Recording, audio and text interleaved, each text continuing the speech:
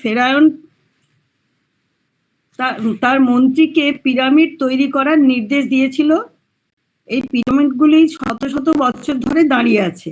আবার অনেকে মনে করেন ফেরাউন সেই উঁচু বিল্ডিং ধ্বংস হয়ে গেছে, উনি নাকি বিল্ডিং বানাতেন, মন্ত্রীদেরকে নির্দেশ দিয়েছিলেন। কিন্তু আবার বলছে প্রাচীন মিশরীয়দের ধর্ম বিশ্বাস যেটি গুরুত্বপূর্ণ অংশ ছিল যে তারা পুনর্জন্মের ওপর মানে মৃত্যুর পরবর্তী জগতে প্রয়োজন হবে অনেক ধন দৌলত এসব রাখার জন্য একটা, বা তাদের মৃতদেহকে মমিতে পরিণত করে রেখে দিলে ওদের বিশ্বাস ছিল কি পরের জন্ম আছে, সেই জন্ম, সেটা তো আমরা আগের দিনও পেয়েছি।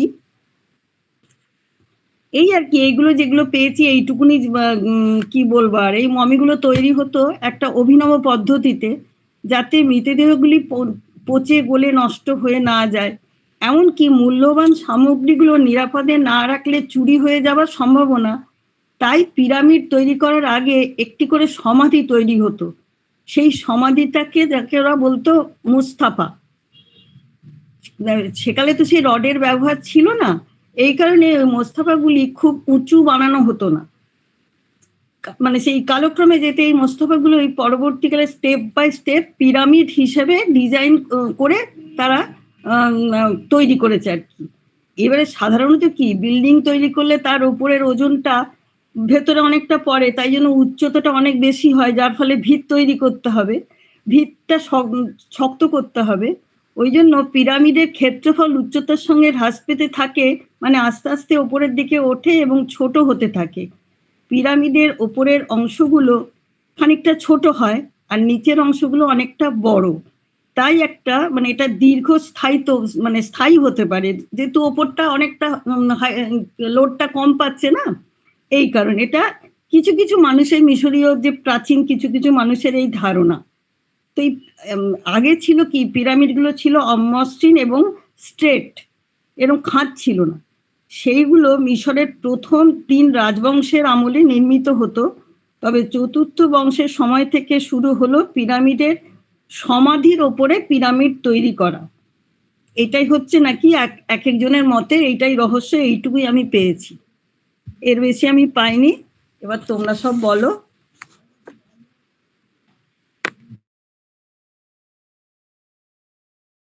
ফারাওদের দ্বিতীয় রাজা, চতুর্থ ফারাও রাজ্যের দ্বিতীয় রাজা হচ্ছে ওই খুপু। হ্যাঁ, দ্বিতীয় বলছে প্রথম, আর দ্বিতীয় না, এরা বলছে চতুর্থ, মানে ওই যেটা তৈরি করেছে চতুর্থ রাজা থেকে। চতুর্থ ফারাও রাজ্যের দ্বিতীয় রাজা বলছে। আচ্ছা আচ্ছা, দ্বিতীয় রাজা। যাই আমি এটুকু পেলাম আর কি। এবারে সবাই যে বলছে এখনকার গবেষণা অনুযায়ী শোনা যাচ্ছে যে পিরামিডের ভিতর কোনো লাশ নেই। ওখানকার স্থানীয় মানুষরা বলেন যে এটা অ্যালিয়নরা তৈরি করেছিল। আর স্থানীয়রা আরো বলেন যে পিরামিডের তাপমাত্রা সবসময় 35 থেকে 40 ডিগ্রি থাকে। আমরা গতদিনে আমরা কোনো একটা জায়গা থেকে পেয়েছিলাম যে 25 ডিগ্রি সবসময় থাকে, কিন্তু স্থানীয়রা বলছেন যে না, সবসময় 35 থেকে 40 ডিগ্রি পর্যন্ত থাকে। ওটা হচ্ছে ওদের স্থাপত্য হচ্ছে মিশরের চুনাপাথর দিয়ে তৈরি স্প্রিংস, ওইটা ওদের স্থাপত্য শিল্প।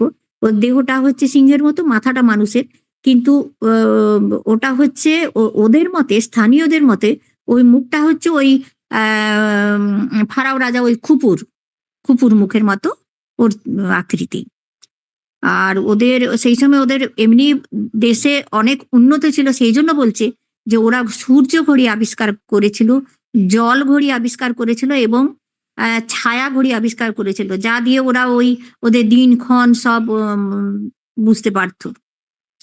আর মমিটা আবিষ্কার হচ্ছে ওদের, তার মানে ওরা নিশ্চয়ই সেই সময়ে নিশ্চয়ই ওদের আরো ব্রেন আরো উন্নত ছিল। ওদের ভাষা ছিল যে মিশরীয়রা প্রথম দিকে ওরা ছবি এঁকে বুঝিয়ে দিত, দিয়ে তাদের ওই কি বলবো মনের ভাবগুলো প্রকাশ করতো। ওটাকে ওরা বলতো হাইরোগ্রাফিক। 5000 বছর পূর্বে তারা 24টি বর্ণমালাও আবিষ্কার করেছিল নাকি। আর লিখতো যখন, তারপরে যখন লেখার পর্বটা এলো, তখন ওই নলখাগড়া গাছের কাণ্ড থেকে নাকি কাগজ তৈরি করে তারা লিখতো। ওদের দর্শন গণিত চর্চা হতো। তারা ওরা ওই যে দেওয়ালে ওদের চিত্র আঁকা হতো, সেগুলো সবসময় ওরা আনন্দের কথা ফুটিয়ে তুলতো নাকি। মানে ওদের এম এতে কোনো দুঃখের বা আশাবাদী এইসব ওরা বিশ্বাস করতো না, বা সেইরকম সেইসব বিষয় নিয়ে যদি কেউ আলোচনা করতো, তো ওরা ওরা তাতে মানে আমাদের মতে ওরা তাতে বিরক্তি প্রকাশ করতো। এই টাইপের ওদের চরিত্র ছিল। আর ওরা এটাও মিশরীয় বিশ্বাস করতো যে সূর্যদের দেবতা হচ্ছে আমন-রে এবং নীল নদের দেবতা হচ্ছে অসিরিস। এরাই মিলিতভাবে নাকি ওদের দেশটা পরিচালনা করে। এটা ওদের ওরা ওটা মেনে নিত। ওটাই ওদের ধর্ম ছিল। ফারাওদের তারা সূর্য দেবতার অংশ বলেই মনে করত, ফারাও রাজাদের। ৩ টে পরপর ইয়ে ছিল, খুপু, খাপড়ে, ম্যানকিওর। ৩ জন। খুপুর ছেলে হচ্ছে খাপড়ে, আর তার স্ত্রী হচ্ছে ম্যানকিওর। ওদের পরপর ৩ টে পিরামিড আছে। কিন্তু পরপর বলতে এই নয় যে খুবই কাছাকাছি। মানে একটার সাথে আরেকটা যেতে গেলে তোমাকে উটের উপর পিঠে চড়ে যেতে হবে, এতটাই দূরত্ব। আর ওই খুপুর যে পিরামিডটা, সেটা ২৩ লাখ পাথর দিয়ে তৈরি হয়েছিল। একেকটি পাথরের ওজন ছিল ৩০ টন। আর তার উপরে চুনা পাথরের প্রলেপ দেওয়া ছিল, কিন্তু কালের আবর্তনে নাকি সেসব উঠে গেছে। আচ্ছা, এটা হলো। আর উচ্চতাটা বোধহয় আগের দিনে বলেছিলাম ৪৫৪ ফুট উচ্চতাটা। আর এটা খুপুর পিরামিড তৈরি করতে ৪০,০০০ শ্রমিকের ২৭ বছর সময় লেগেছিল। ওখানকার গাইডদের মতে মমি বানানোর জন্য মৃত্যুর পর শরীরের পচনশীল অংশগুলো ওরা বাদ দিয়ে দিত। দিয়ে বাকি অংশটাতে ওরা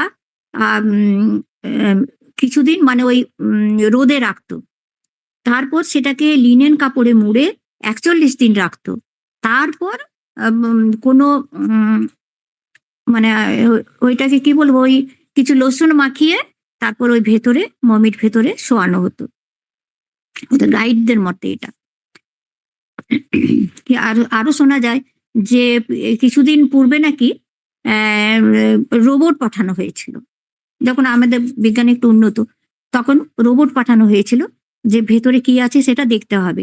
তো কিছু দূর যাওয়ার পরই দেখে যে একটা দেওয়াল পড়ে। সেই দেওয়ালে কোথাও কোনো ছিদ্র নেই। তো পাথর কাটতে পারে না, রোবট ফিরে চলে এসেছিল। পরে আবার একটা রোবট পাঠিয়েছিল নাকি, যেটা পাথরটাকে কাটতে পারে, এরকম একটা রোবট পাঠিয়েছিল। তো ওই পাথর কাটার ছিদ্র করেছিল। ছিদ্র করার পরে ওই ছিদ্রতে একটা ওরা ক্যামেরা ভেতরে প্রবেশ করিয়েছিল। তাতে দেখেছিল যে ভেতরে কোনো মমির কোনো চিহ্ন নেই। বিভিন্ন ধরনের সব জিনিসপত্র আছে, ওই আঁকাঝুঁকি এইসব আছে, কিন্তু মমি আছে বলে কোনো ওরা হদিশ পায়নি।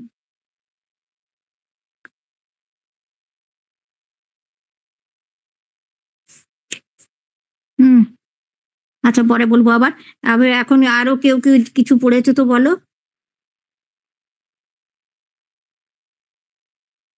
কিছু বলো বৈশাখী, কিছু বলো। বৈশাখী আছো? আছি, কিছু আজকে আমি বলছি রেডি নেই গো। রেডি নেই? হ্যাঁ, আচ্ছা। আমি কিছু বলছি। হ্যাঁ, বলো। হ্যাঁ, প্রথম দিন আমি জয়েন করতে পারিনি, কারণ আমার ওই দিনে ইয়ে থাকে, নিউজ রিডিং থাকে বলে। তো আমি হ্যাঁ, আজকে একটু মানে তোমাদের এখানে আসবো বলেই একটু পড়ছিলাম। হুম, তোমরা প্রথম দিন তো অনেক কিছুই আলোচনা করেছো।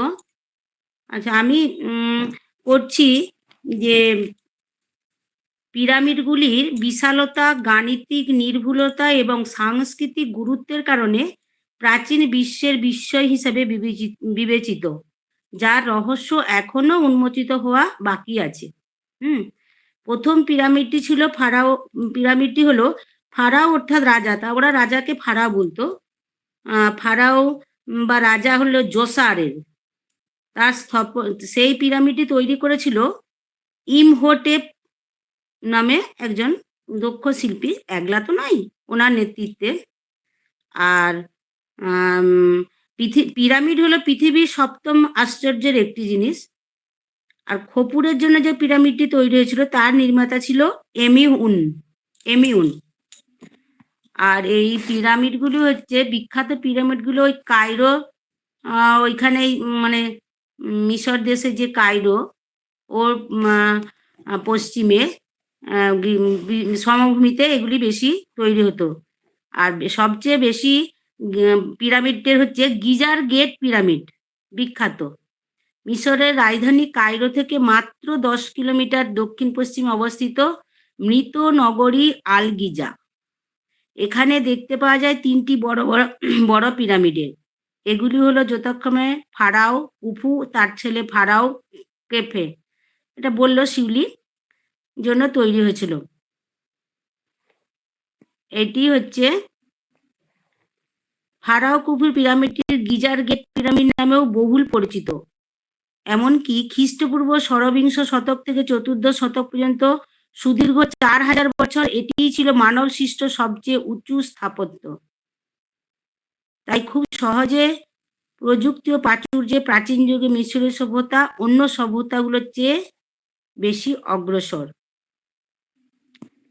এই টুকটাক আমি একটু পড়েছিলাম আর কি। এরা এইগুলো পিরামিডগুলো তৈরি করেছিল যে মৃত্যুর পরে নাকি এদের আত্মার শান্তি ও রক্ষা পাবে, এই বিশ্বাস ছিল। আর পিরামিড জীবন মৃত্যুর পরেও যেন রাজা থাকবে এই ধারণা তাদের একটা ধর্মীয় বিশ্বাস ছিল আর কি। এইটুকু। শ্রমিক সংখ্যা এগুলো তো সবই বলা হলো। ঠিক আছে, এরপরে কেউ যদি বলতে চাই বলতে পারে। মিতাদি বলবে? মিতাদি নেই। মিতাদি আছি, আমি আজকে রেডি হইনি গো, করতে পারিনি, সময় পাইনি। আচ্ছা আচ্ছা, স্যার বলবেন কিছু? Sir, Debashis sir? হ্যাঁ, মোটামুটি সবই তো বলাই হয়েই গেছে প্রায়। আর তো এর বাইরে আর কিছু আছে কি? হ্যাঁ সেটাই আর কি। সবাই তো সব বলেই দিয়েছেন, মোটামুটি সবটাই তো প্রায় কভার হয়ে গেছে। মিনতি ম্যাম বললেন যে আমি কিছু বলবো, কিন্তু তো জয়েন তো করেননি। তাহলে পম্পা ম্যাডাম যদি কিছু বলেন নাকি? পম্পা, ওনার কিছু জ্ঞান ভান্ডারে কিছু আছে নাকি? শিউলি, হ্যাঁ বল। সবার অনুমতি নিয়ে আমি আজকে বেরোচ্ছি। হ্যাঁ, একটু মন্দিরে হ্যাঁ হ্যাঁ ঠিক আছে, সবাইকে টাটা। হ্যাঁ টাটা টাটা। তাহলে কি মিশরটাকে নিয়ে এই সামনের সপ্তাহতেও কিছু হবে না কি হবে?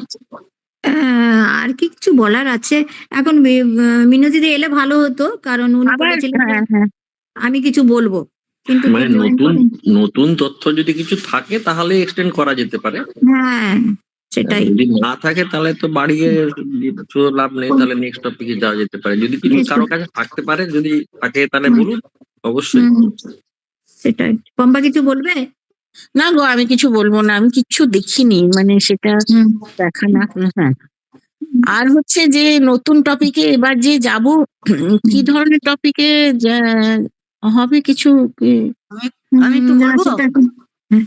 হ্যাঁ হ্যাঁ মানে নতুন টপিক যদি, মানে আমার মাথায় একটা ধারণা আসছে, ওইটাই বলছি আর কি, যে ওই ব্যাবিলনের ঝুলন্ত উদ্যান নিয়ে কিছু দেখা যেতে পারে। Babylon, Greece? হ্যাঁ, গ্রিস, ব্যাবিলন গ্রিস না, ইরাক হবে। হ্যাঁ, ওই আর কি সুমেরীয় মেসোপটেমীয় এইসব ধরনের কিছু একটা হবে। ব্যাবিলনের সৈন্যদলটা একটু খুঁজলেই দেখা যাবে। ওইটাই হবে মনে হচ্ছে। ও তাই? ইরাকে, হ্যাঁ ইরাকে আছে মনে হয়। ওই আর কি, ওইটার ওই আচ্ছা, দেখে নিলেই তো হলো।